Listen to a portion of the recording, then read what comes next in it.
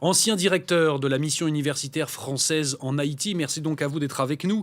On évoquait à l'instant, avant votre intervention, ce nouveau massacre de gangs dans un village à une centaine de kilomètres de la capitale Port-au-Prince. Comment expliquer ces actions meurtrières des gangs ? Ce sont des actions de pure folie. Ce sont des actions qui ne sont dictées ni par une motivation religieuse. Haïti n'est pas un pays avec un conflit de ce type.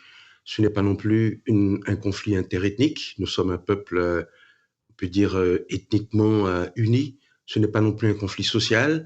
Donc, c'est un acte de pure folie, des jeunes qui sont portés par une pulsion de mort, mais qui sont quand même téléguidés par des, euh, des assassins qui sont en fait liés au trafic de la drogue. Donc, il faut mettre cela dans un contexte plus large pour dire que Haïti est un pays euh, affecté par un contexte régional de plus en plus délétère. Oui, justement, vous le disiez, c'est ce massacre de gangs dans ce village, à une centaine de kilomètres au nord-ouest de Port-au-Prince, serait lié au paiement d'un péage que des gangs auraient mis en place sur la nationale. C'est uniquement pécunier ce qui justifie du coup ce massacre. Bon, il faut voir aussi que depuis l'arrivée des forces kenyanes, il y a un petit peu plus d'un mois à Port-au-Prince, il y a une sorte de, de, de pourrissement de la situation générale, contrairement à ce que l'on pourrait attendre, c'est-à-dire que les gangs se sont diffusés dans le reste du pays et Port-Sondé se trouve donc à une centaine de kilomètres au nord de la capitale, sur la nationale 1, c'est-à-dire l'axe principal qui va de Port-au-Prince au Cap haïtien. Et c'est une zone qui est également extrêmement riche sur le plan agricole. Nous sommes à l'entrée de la vallée de l'Artibonite, qui est le grenier à riz de l'ensemble du pays. C'est dire que on s'attaque ici à un autre point névralgique de l'économie rurale et qui, de par cette importance, constitue pour les gangsters une source de revenus par le racket qu'ils exercent d'abord contre les marchands et les marchandes qui sont très nombreux sur ce marché, mais aussi par le péage qu'ils imposent aux voitures, aux autobus de passage, parce que je rappelle donc que c'est la nationale numéro 1 qui va de la première à la deuxième ville du pays. Vous évoquiez justement la mission sécuritaire internationale dont le Kenya est largement partie prenante. Le Premier ministre haïtien, justement, lui, va se rendre au Kenya très prochainement. Il est d'ailleurs en route pour réclamer plus de moyens. Est-ce que ça n'illustre pas une forme d'échec déjà de la mission sécuritaire qui peine, il faut bien le dire, pour l'heure à montrer des résultats concrets, Il faut dire qu'en Haïti, nous n'avons jamais été très optimistes par rapport à cette mission kenyane, dans la mesure où, avec 400 policiers armés avec des équipements, on va dire, de maintien de l'ordre, ils doivent faire face à des milliers de gangsters qui ont à leur disposition des armes et des munitions de guerre. Donc, il y a une disproportion entre les moyens mis en place et la nature de la mission, et que le Premier ministre se rend aujourd'hui au Kenya pour aller solliciter de nouvelles aides. C'est, pourrait-on dire, une bonne chose, mais nous savons déjà que ce ne sera pas suffisant.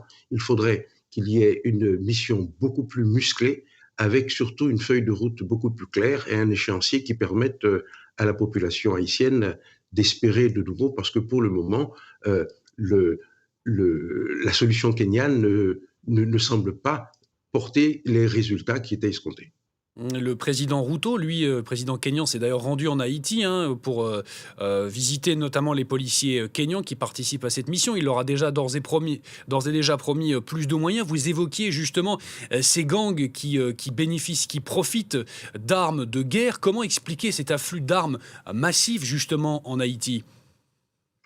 Expliquer, c'est difficile parce que cela voudrait dire que nous sommes dans les combines, mais nous pouvons du moins faire la cartographie de ce trafic pour dire que ce sont des armes qui arrivent des États-Unis et qui pénètrent dans le pays par voie maritime le plus souvent et qui, en même temps, servent à sécuriser, pourrait-on dire, le trafic de la drogue qui, de la cordillère des Andes vers la Floride, a transformé Haïti en un véritable trou noir, une passoire où circule, dit-on, le quart de la drogue qui entre aux États-Unis. Et nous parlons donc d'un commerce, d'un trafic qui se chiffre à plusieurs centaines de milliards de dollars. Donc il y a une telle disproportion entre les moyens dont disposent les gangs et les moyens de l'État. Je rappelle que Haïti n'a pas d'armée capable de faire face à de tels défis et que la police, avec seulement quelques milliers d'agents, est obligée donc de faire appel à des forces étrangères. Pour le moment, c'est le Kenya qui a répondu à cet appel, mais nous savons notoirement que c'est insuffisant et que surtout les moyens matériels qui sont mis à la disposition de ces policiers ne permettent pas de faire face aux défis. Pour le moment, les Kenyans se contentent de sécuriser les axes stratégiques et ce sont les soldats haïtiens qui sont en première ligne. Les Kenyans viennent comme des supplétifs, mais cela ne sera pas suffisant. Pas suffisant, on l'aura bien compris. Vous évoquiez au début de notre entretien la population civile. C'est un véritable calvaire pour les Haïtiens. 700 000 personnes ont déjà dû fuir vers le sud du pays. Une partie du territoire est désormais hors de contrôle et totalement aux mains des gangs. 80% de la capitale est aujourd'hui contrôlée par les gangsters.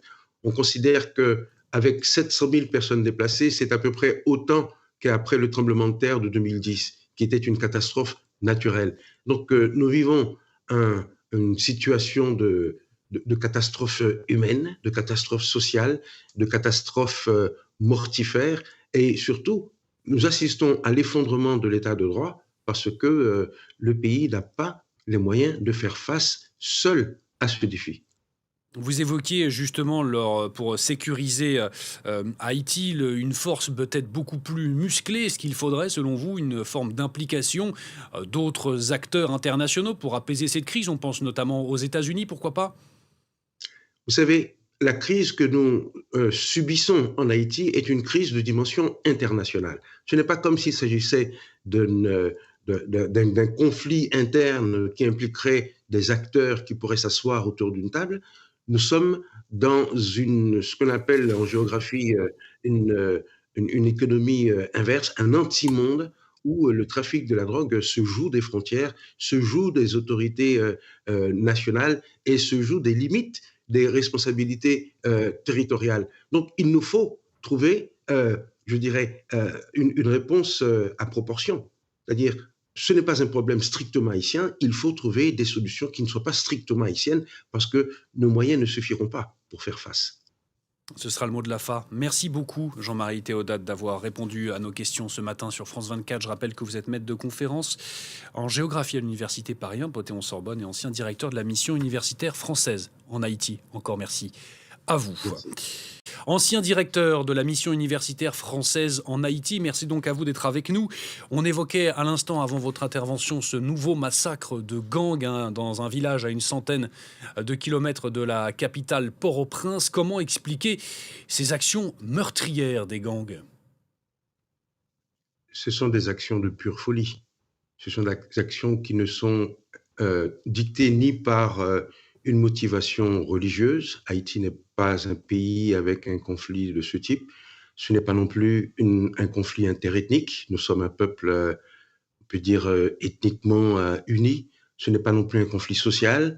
Donc, c'est un acte de pure folie, des jeunes qui sont portés par une pulsion de mort, mais qui sont quand même téléguidés par des assassins qui sont en fait liés au trafic de la drogue. Donc, il faut mettre cela dans un contexte plus large pour dire que Haïti est un pays affecté par un contexte régional de plus en plus délétère.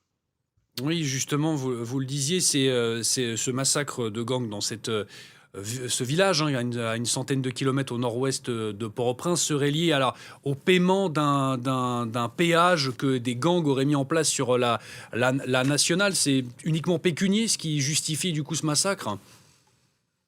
Il faut voir aussi que depuis l'arrivée des forces kenyanes, il y a un petit peu plus d'un mois à Port-au-Prince, il y a une sorte de, de pourrissement de la situation générale, contrairement à ce que l'on pourrait attendre, c'est-à-dire que les gangs se sont diffusés dans le reste du pays et Port-Sondé se trouve donc à une centaine de kilomètres au nord de la capitale, sur la nationale 1, c'est-à-dire l'axe principal qui va de Port-au-Prince au Cap haïtien.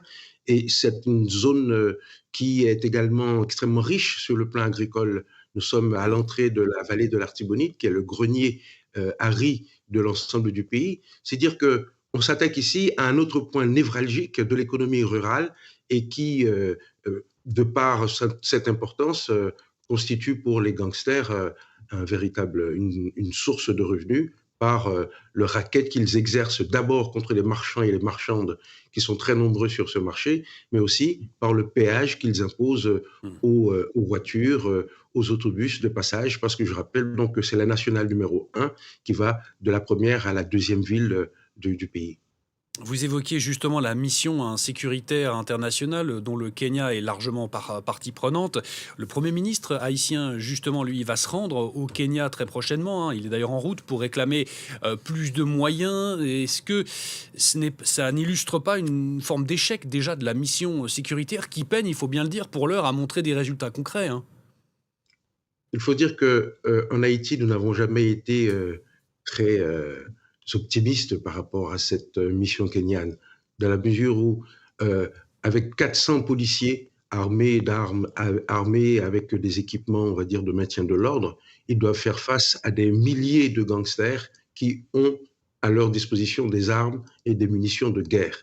Donc, il y a une disproportion entre les moyens mis en place et la nature de la mission, et que le Premier ministre se rende aujourd'hui au Kenya pour aller solliciter de nouvelles aides, c'est, pourrait-on dire, une bonne chose, mais nous savons déjà que ce ne sera pas suffisant. Il faudrait qu'il y ait une mission beaucoup plus musclée, avec surtout une feuille de route beaucoup plus claire et un échéancier qui permette à la population haïtienne d'espérer de nouveau, parce que pour le moment, le, la solution kenyane ne semble pas porter les résultats qui étaient escomptés.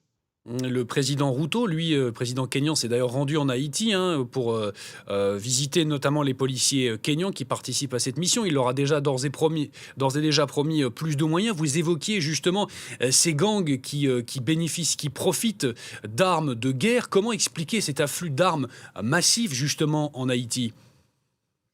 Expliquer, c'est difficile parce que cela voudrait dire que nous sommes dans les combines, mais nous pouvons du moins faire la cartographie de ce trafic pour dire que ce sont des armes qui arrivent des États-Unis et Hmm. qui pénètrent dans le pays par voie maritime le plus souvent et qui, en même temps, servent à sécuriser, pourrait-on dire, le trafic de la drogue qui, de la cordillère des Andes vers la Floride, a transformé Haïti en un véritable trou noir, une passoire où circule, dit-on, le quart de la drogue qui entre aux États-Unis. Et nous parlons donc d'un commerce, d'un trafic qui se chiffre à plusieurs centaines de milliards de dollars.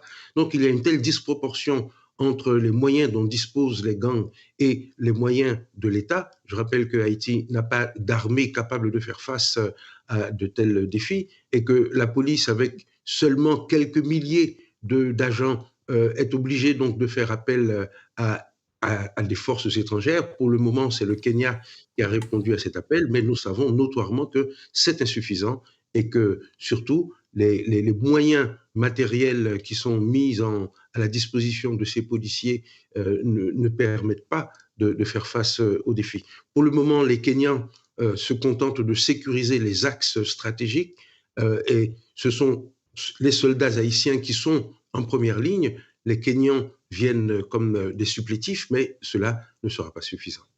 Pas suffisant, on l'aura bien compris. Vous évoquiez au début de notre entretien la population civile. C'est un véritable calvaire, hein, pour les Haïtiens. 700 000 personnes ont déjà dû fuir vers le sud du pays. Une partie du territoire est désormais hors de contrôle et totalement aux mains des gangs, hein.